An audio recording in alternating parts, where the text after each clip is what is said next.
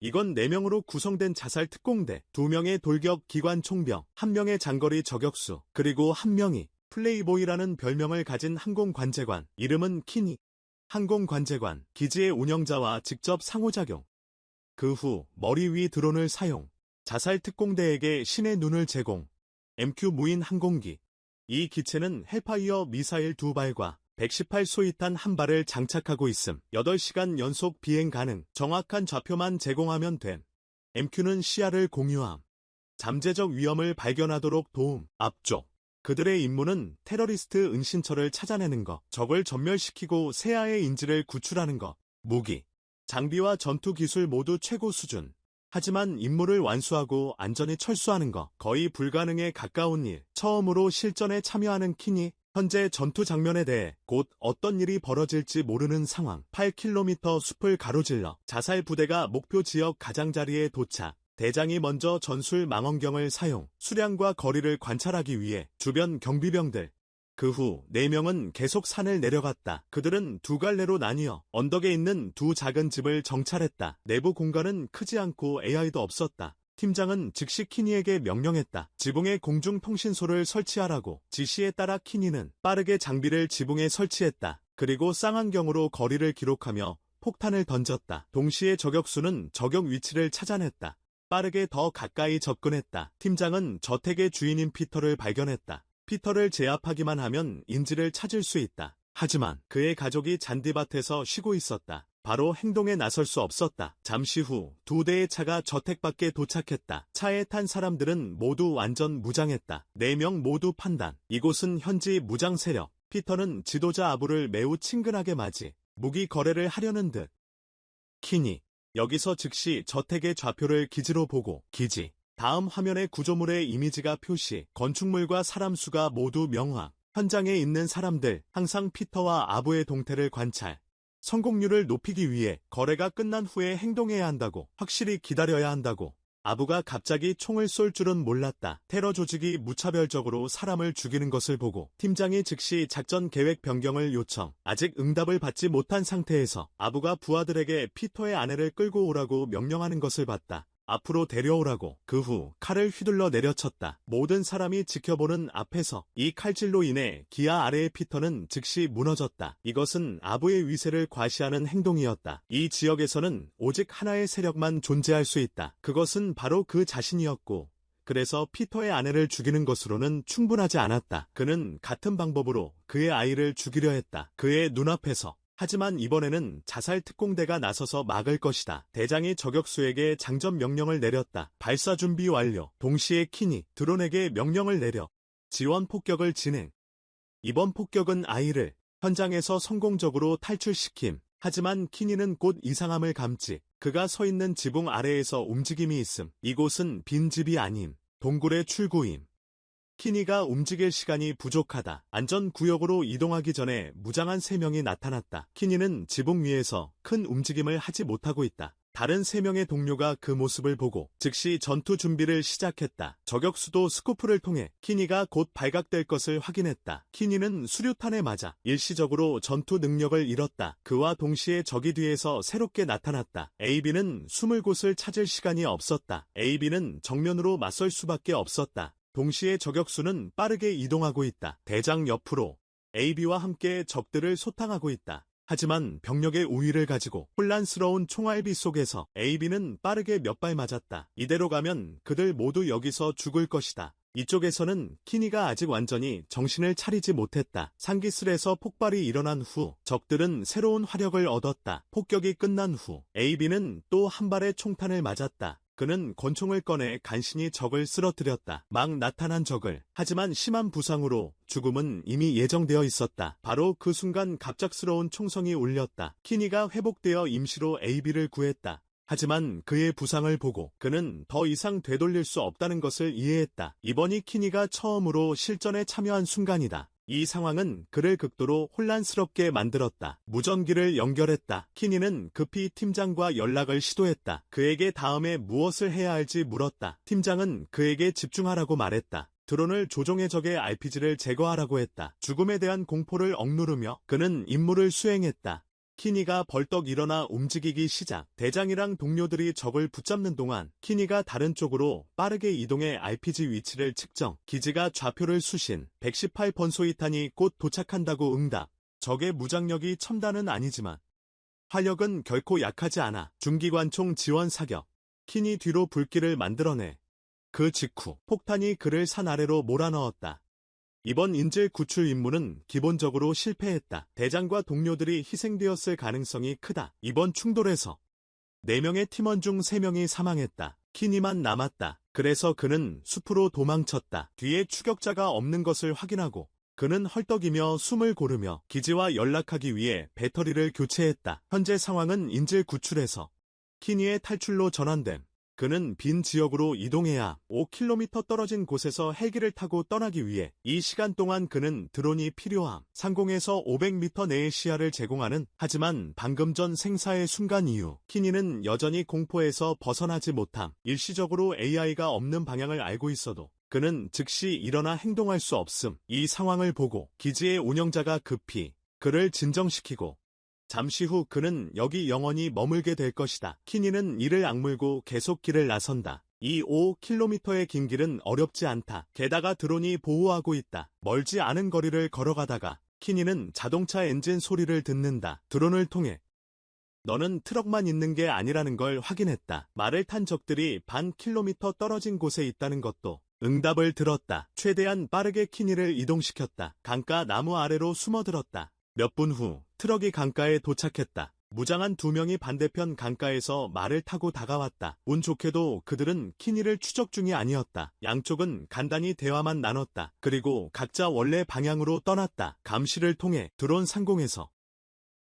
키니는 시야가 없었다. 마침내 안도의 한숨을 쉬었다. 자신이 안전하다는 것을 알고 숲을 가로지르는 여정. 그 후 위험은 없었다. 황혼이 내려올 때까지 키니는 정해진 만남 장소에 도착했다. 그는 쌍안경으로 간단히 훑어보았다. 그리고 기지의 운영자가 주변이 안전하다고 말함. 응답을 받음. 키니는 망설이지 않음. 빠르게 빈 땅으로 내려감. 아래로 가서 몸에 적외선 장비를 켬. 헬리콥터가 자신의 위치를 쉽게 찾도록 함. 잠시 후 헬리콥터가 머리 위를 지나감. 임무가 여기서 끝날 줄 알았음. 하지만 예상 밖의 일이 벌어짐. 총알 하나가 조용히 밤을 가르며 날아갔다. 키니는 쓰러졌지만 다치지 않았다. 총알은 그의 방탄복에 맞았다.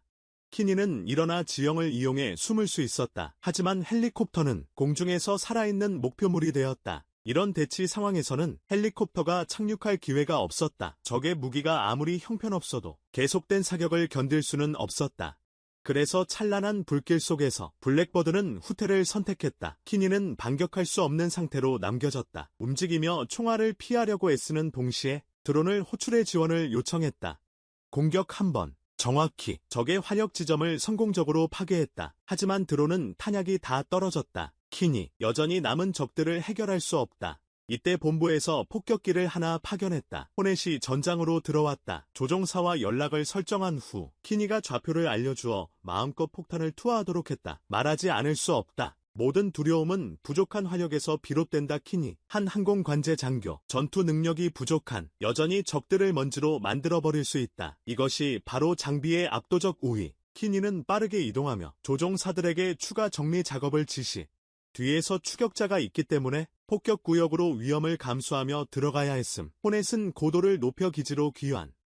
키니 주변은 기본적으로 정리 완료. 적들은 모두 폭격으로 제거됨. 다음으로 키니는 북동쪽 방향으로 산을 계속 이동해야 헬리콥터 착륙 지점을 찾기 위해 다음 날 실전밤. 이 높은 강도는 그를 지치게 했다. 하지만 살아남기 위해 키니는 다른 선택이 없었다. 긴 밤이 지난 후 키니의 체력은 거의 고갈되었다. 집중력도 더 이상 지속될 수 없었다. 운영자와 대화하면서 걷다가 발밑을 주의하지 않았다. 온몸이 반응할 틈도 없이 비탈 아래 강물로 굴러 떨어졌다. 뜻밖의 목욕은 키니를 훨씬 더 정신 차리게 했다. 하지만 운영자는 주변 위험을 감지했다. 북서쪽 100m 거리에서 3명의 적이 강을 따라 수색 중이었다.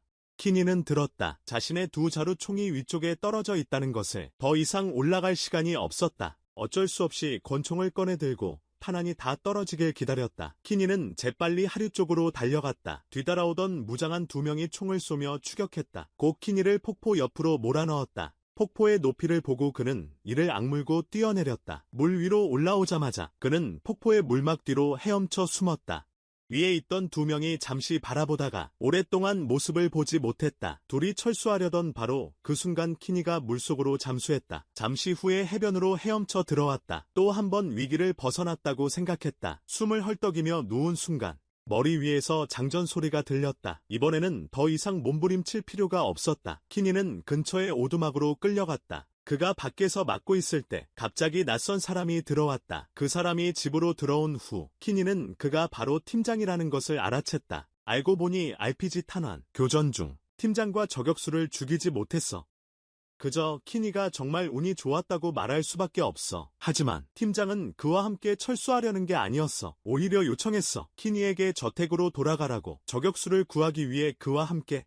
키니가 약간 당황했지만 하지만 그는 거절할 이유도 없었다. 빠르게 대장은 무기를 꺼냈다. 그리고 두 사람은 다시 한번 죽음의 여정에 몸을 던졌다. 가는 길에 키니는 큰 나무를 발견했다. 그는 곧바로 나무에 올라갔다. 수신기를 사용해 간단한 신호로 운영자와 다시 연락을 취했다. 이번에는 더 강력한 화력 지원이 필요했다.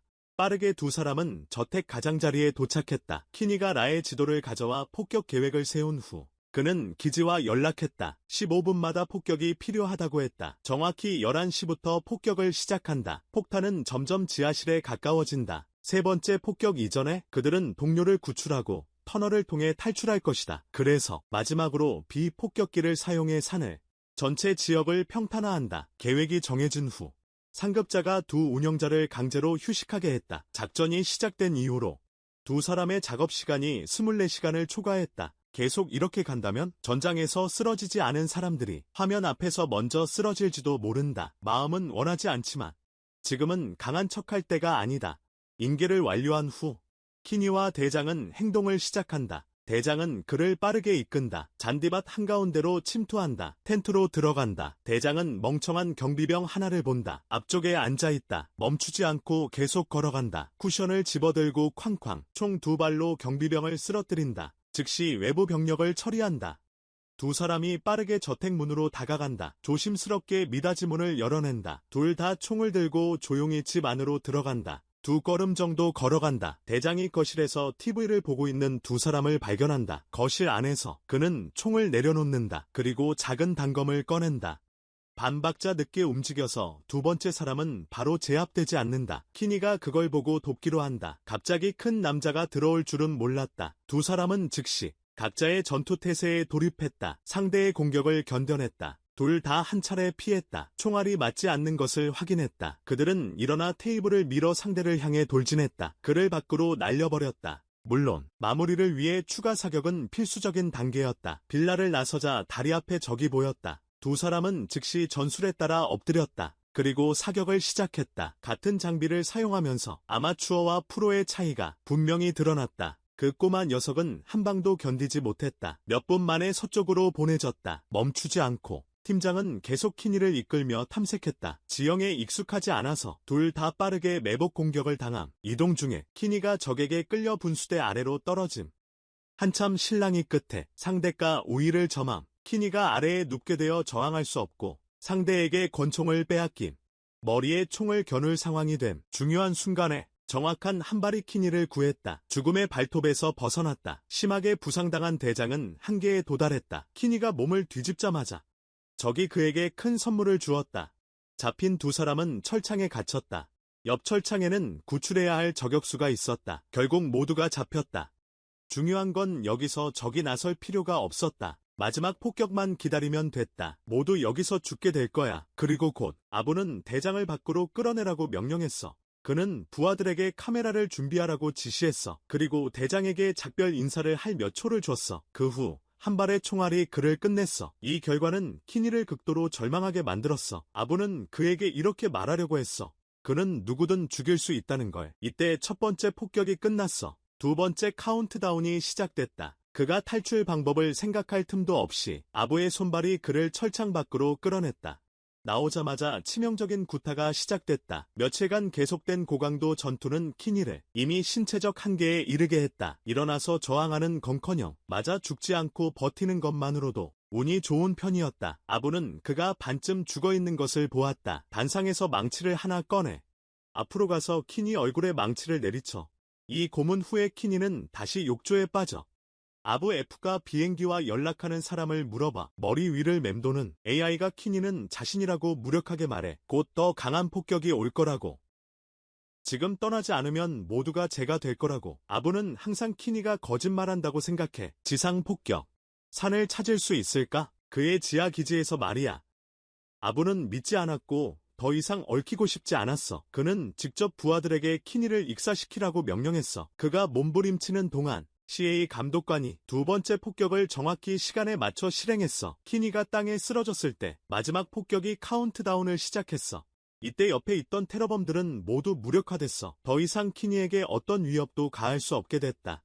그는 아부의 긴 칼을 들고 탈출로를 찾기 시작했다. 철창 안에서 길을 반쯤 나왔다. 그는 갑자기 긴 머리를 가진 한 사람을 발견했다. 뜻밖에도 이 사람이 바로 그들이 구하려던 인질이었다. 처음에 그를 구한 후 두 사람은 철창 근처에 누워있는 아부를 발견했다. 폭발의 충격으로 아부는 이제 기름이 다 떨어진 등불처럼 됐다. 키니는 오랫동안 원한을 품고 있었다. 혼란을 틈타 행동하기로 결심했다. 그는 긴 칼을 들고 아부를 찔렀다.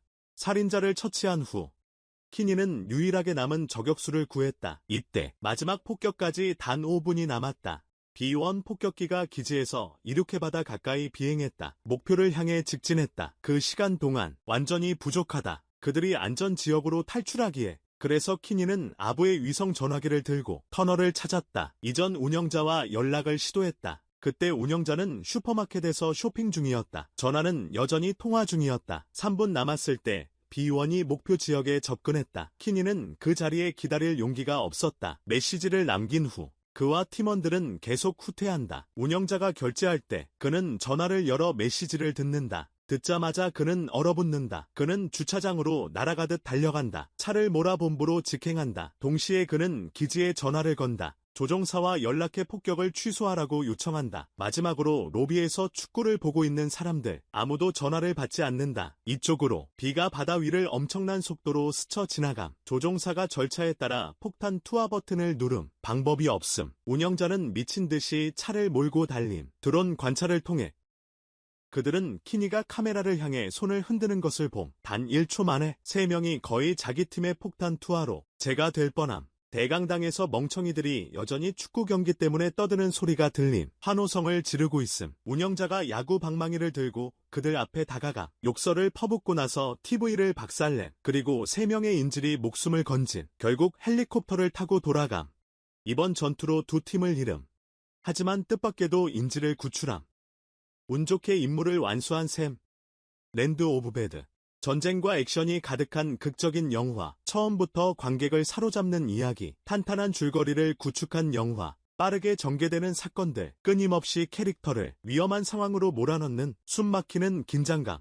영화의 하이라이트는 두 가지 대조적인 배경. 하나는 위험이 가득한 치열한 전쟁터. 다른 하나는 지휘본부. 전투가 화면을 통해 통제되는 곳. 항공교통관제 장교와 키니와 특수부대 간의 연결이 긴장감을 형성, 극적인 긴장감을 유지, 또한 배우들의 연기. 특히 키니 캐릭터의 심리적 표현, 두려움에 가득 찬 신병에서 담대한 전사로 변모, 강렬한 인상을 남김. 영화는 단순한 액션에 그치지 않음 뿐만 아니라 내면의 깊이를 탐구하고 전장에서 군인들의 감정을 관객들이 공감하고 긴장하게 만들며 각 전개를 따라가게 한다. 영화의 가치는 명성에 있고 영화 리뷰의 가치는 감상에 있다. 오늘 이야기는 여기서 끝난다. 영화 봐줘서 고맙다. 이 영화 어떻게 생각하나? 아래에 댓글 달아줘.